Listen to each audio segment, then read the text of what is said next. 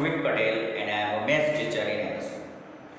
આજે આપણે ગ્રેડ 5 ની અંદર જે આપણો સબ્જેક્ટ મેથ્સ છે એની અંદર જે આપણું કન્ટિન્યુ ચેપ્ટર છે ચેપ્ટર નંબર 10 જેનું નામ છે 10મો અને 100મો ભાગ. બરાબર? તો 10મો અને 100મો ભાગ આ ચેપ્ટરની અંદર આજે આપણે અમુક વ્યવહારુ દાખલા વિશે માહિતી મેળવીશું. તો જેમ તમે આગળ આપણે આ ચેપ્ટરની અંદર આગળના પોર્શનમાં જેમ ભણી ગયા છીએ કે મિલીમીટરનું સેન્ટીમીટરમાં કેવી રીતે રૂપાંતર કરવું, ત્યારબાદ સેન્ટીમીટરનું મિલીમીટરમાં કેવી રીતે રૂપાંતર કરવું, ત્યાર પછીનો ટોપિક હતો કે મીટરનું સેન્ટીમીટરમાં અને સેન્ટીમીટરનું મીટરમાં બરાબર કેવી રીતે રૂપાંતર થાય છે. પછી ખાસ જે તમે ચોથા ધોરણથી ભણતા આવ્યા છો એ વસ્તુ કે રૂપિયો અને પૈસો એટલે કે 1 રૂપિયો બરાબર 100 પૈસા. તો રૂપિયો અને પૈસો એકબીજામાં કેવી રીતે કન્વર્ટ થાય છે એના વિશેની પણ આપણે માહિતી મેળવી છે. હવે તમે આ વસ્તુનું નોલેજ મેળવ્યા પછી આજે આપણે રૂપિયો અને પૈસો તો એને લગતા અમુક વ્યવહારુ દાખલા છે જેનું સોલ્યુશન લાવીશું અને અહીંયા આપણે શીખવાનો એવો પ્રયત્ન કરીશું કે તમે અહીંયા કોઈ બીજી રકમ લઈને પણ દાખલો ગણો તો તમને આવડી જાય. બરાબર? તો અહીંયા ક્વેશ્ચન નંબર 6 છે કે નીચેના દાખલા ગણો. એની અંદર કે એક દિવાસળીની પેટીની કિંમત 0.50 રૂપિયા 0.50 હોય તો રૂપિયા 5.50 માં કેટલી દિવાસળીની પેટીઓ ખરીદી શકાય. બરાબર? અહીંયા તમને દાખલો આપ્યો છે એમાં તમને એમ થાય કે પોઈન્ટ વાળી કિંમત છે તો કેવી રીતે કરીશું, પરંતુ જે વસ્તુ આપણે આગળ કેરીવાળા ચેપ્ટરમાં અને અન્ય ચેપ્ટરની અંદર વસ્તુ શીખ્યા છીએ એ પ્રમાણે તમારે કરવાનું છે. જેમ તમે ચોથા ધોરણની અંદર કરતા હતા કે એક બાજુ રૂપિયા એક બાજુ કિલોગ્રામ. હવે 10 રૂપિયાનું 1 કિલોગ્રામ હોય તો 5 રૂપિયાનું કેટલા કિલોગ્રામ હોય, તો જેમ તમે ગુણાકાર અને ભાગાકારની રીત કરતા હતા એ જ પ્રમાણે અહીંયા કરવાનું છે. બરાબર? આપણને અહીંયા શું આપ્યું છે તો રૂપિયા અને રૂપિયા 2 આપ્યા છે, જ્યારે દિવાસળીની પેટી એક જ આપી છે. એટલે અહીંયા લખવાનું રૂપિયા અને અહીંયા લખવાનું દિવાસળીની પેટી. તો રૂપિયા 0.50 તો પેટી કેટલી મળે 1. તો 5.50 માં કેટલી મળશે તો શોધવાનું. તો 5.50 ગુણ્યા 1 ભાગ્યા 0.50 આ રીતે થાય. બરાબર? જો નોર્મલ હોય જેમ કે અહીંયા એક વસ્તુ એવી શીખીએ કે માની લો કે 50 ની જગ્યાએ 0.50 ની જગ્યાએ 50 લઈએ અને આ 550 લઈએ તો તમને તરત જ ખબર પડી જાય. બરોબર? કે 50 રૂપિયામાં એક પેટી મળે તો 550 માં કેટલી મળે, તો 550 ગુણ્યા 1/50. તમે આ રીતે ગણી શકો છો. તો બસ આવું સ્ટેપ આપણે અહીંયા પણ લાવવાનું છે. તો કેવી રીતે સ્ટેપ આવે છે એ આપણે જોઈએ. તો સેમ ટુ સેમ જેમ મેં તમને રીત કીધી એ પ્રમાણે તમારે રીત તો કરવાની છે. બરાબર? એટલે હવે આગળ જોઈએ એનો આન્સર કેવી રીતે આપણે લાવીએ છીએ. તો 0.50 માં મળતી પેટીઓ કેટલી, તો 0.50 રૂપિયા બરાબર 1 દિવાસળીની પેટી. બરાબર? 1 દિવાસળીની પેટી. તો 5 રૂપિયા માટે 5.50 રૂપિયામાં કેટલી દિવાસળીની પેટીઓ મળે. બરાબર? તો 0.50 રૂપિયામાં મળતી એક દિવાસળીની પેટી, તો 5 રૂપિયા 50 પૈસામાં કેટલી દિવાસળીની પેટી મળશે.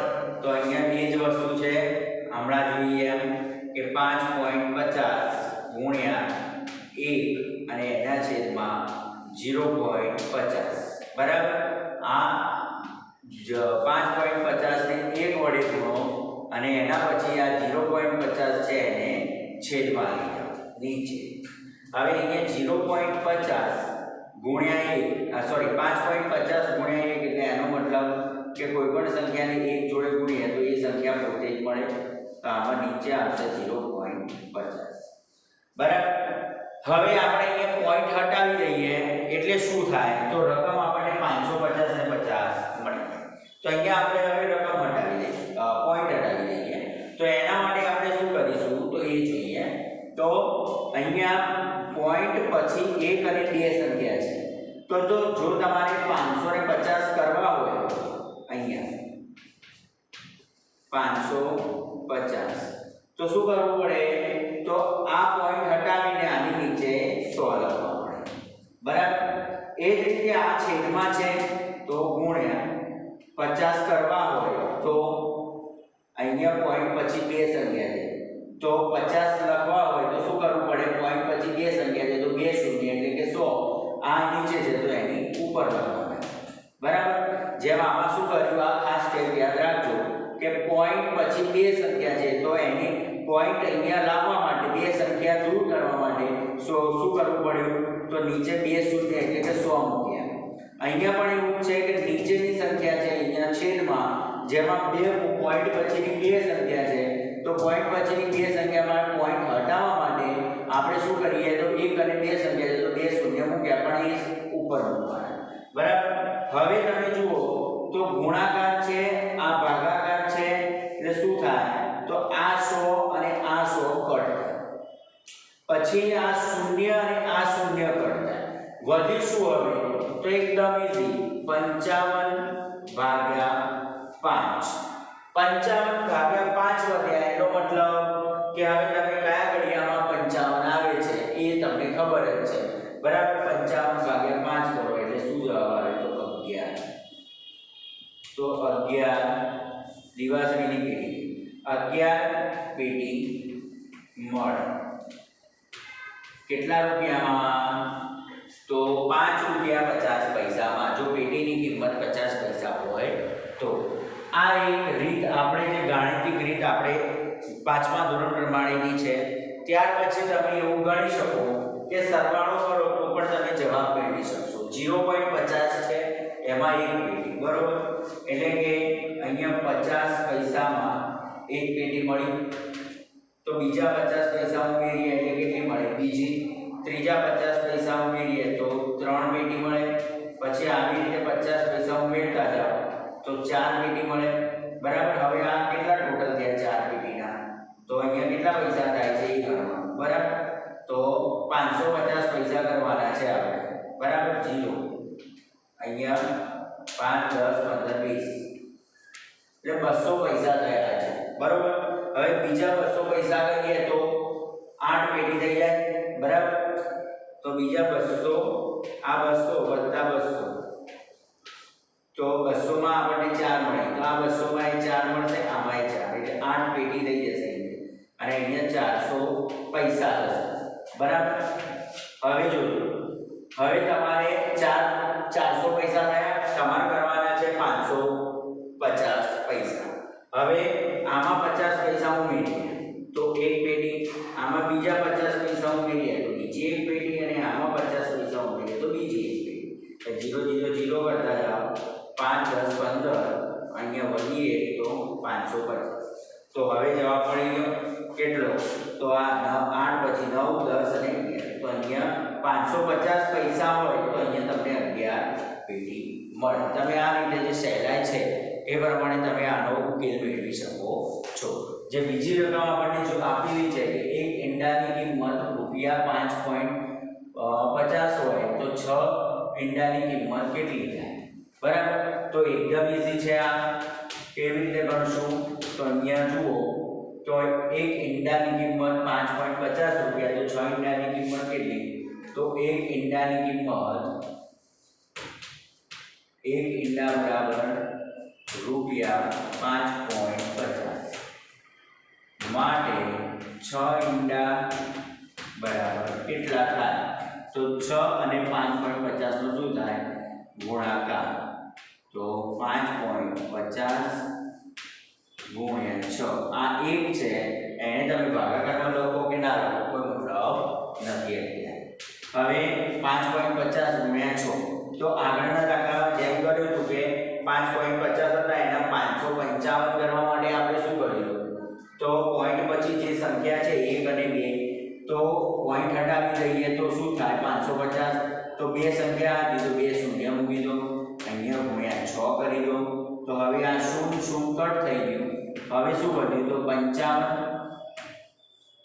છેદમાં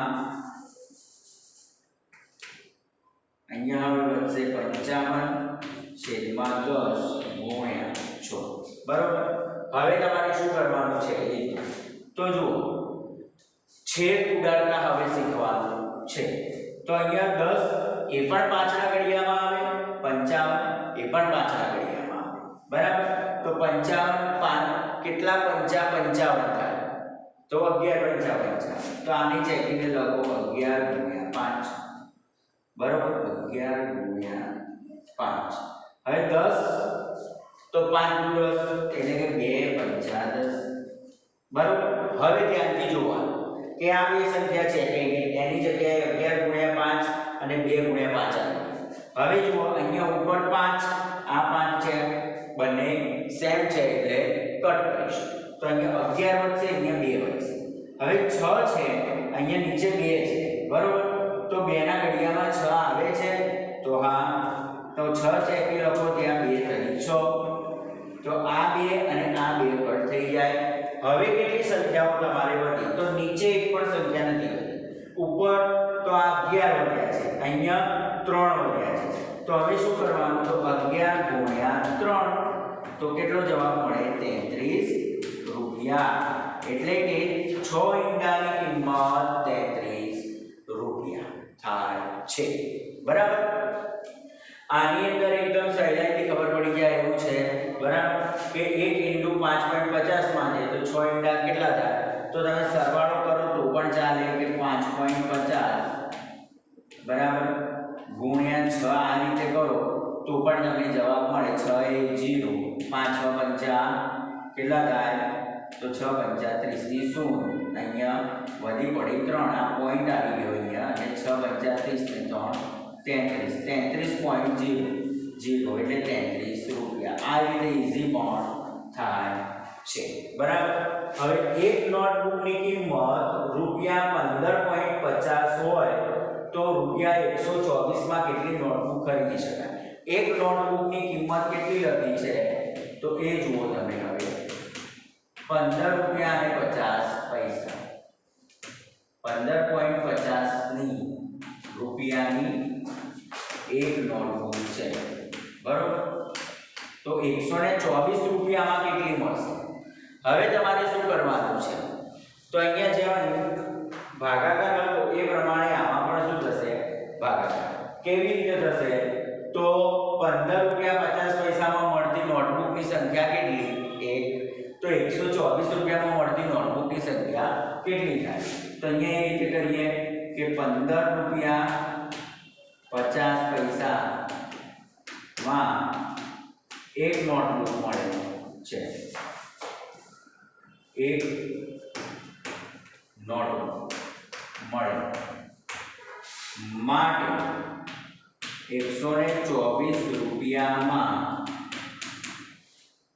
મળતી નોટબુક કેટલી તો અહીંયા 124 અને 1 નો ગુણાકાર બરાબર 124 1 2 4 multiply 1 divided by અહીંયા ભાગાકારમાં 15.50 બરોબર 15.50।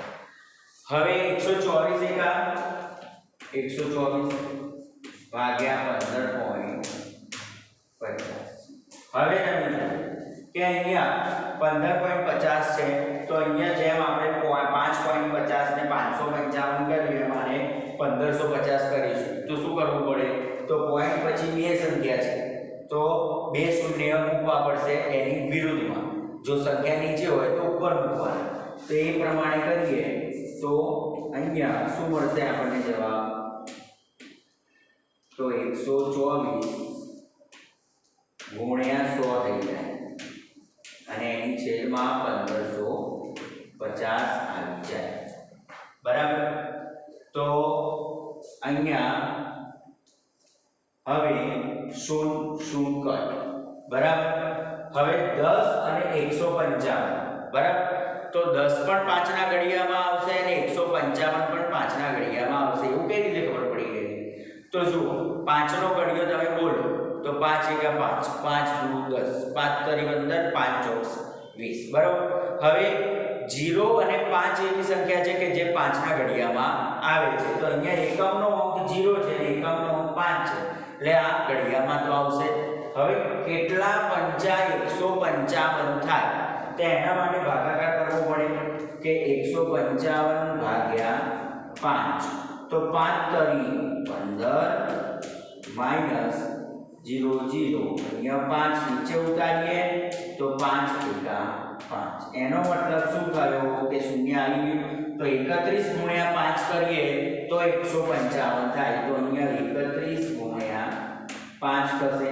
જેમ અહીંયા મેં છે ઉડાડવાનો પ્રયત્ન કરીને શીખવાડ્યું તમને, એમ અહીંયા પણ એ જ શીખવાડીએ છીએ. અહીંયા 10 છે તો 5 ગુણ્યા 2, બરાબર, એટલે કે 2 ગુણ્યા 5. હવે તમે જુઓ તો 5 અને 5 ભાગાકાર છે, અહીંયા ગુણાકારમાં છે એટલે ઉડી જશે. તો અહીંયા વધ્યા 2 અને અહીંયા વધ્યા 31 ને 124, એટલે કેટલા વધે છે જુઓ 124. અહીંયા વચ્ચે ગુણાકાર સંખ્યા 2 ભાગ્યા 31. હવે કેટલા વધ્યા તો 124 ગુણ્યા 2 એટલે કેટલા થાય ડબલ 248 છેદમાં 31. તો 248 ના છેદમાં 31 તમે કરો એટલે ભાગાકાર કરશો તો તમને જવાબ મળશે 8, બરાબર. તો એનો મતલબ કે અહીંયા 8 નોટબુક 124 રૂપિયામાં મળશે, બરાબર. 248 ભાગ્યા 31 જેમ આ રીતે કર્યું છે એમ તમે કરી જુઓ તો 8 જવાબ મળે છે, બરાબર.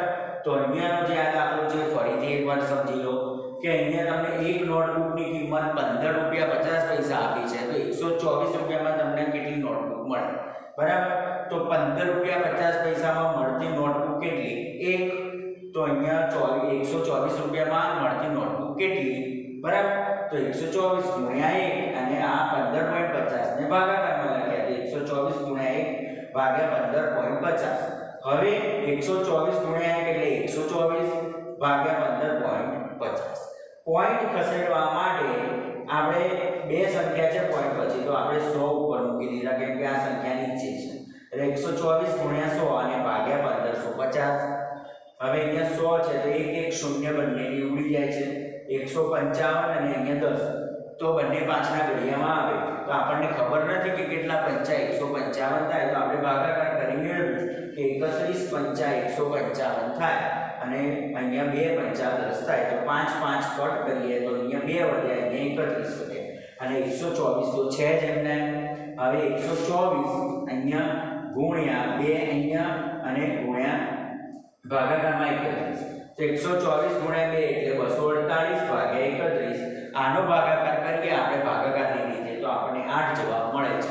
એટલે કે 124 રૂપિયામાં આપણને 8 નોટબુકો મળે. જો એક નોટબુકનો ભાવ કેટલો હોય 15 રૂપિયા અને 50 પૈસા હોય તો, બરાબર. તો આજે જે આપણે આ વ્યવહારુ દાખલા જોયા છે, બરાબર, કે કેવી રીતે પોઈન્ટ વાળા દાખલામાં આપણે ગણતરી કરી અને જવાબ મેળવી શકીએ છીએ, તો એમાં તમને ખ્યાલ આવી ગયો હશે. Thank you.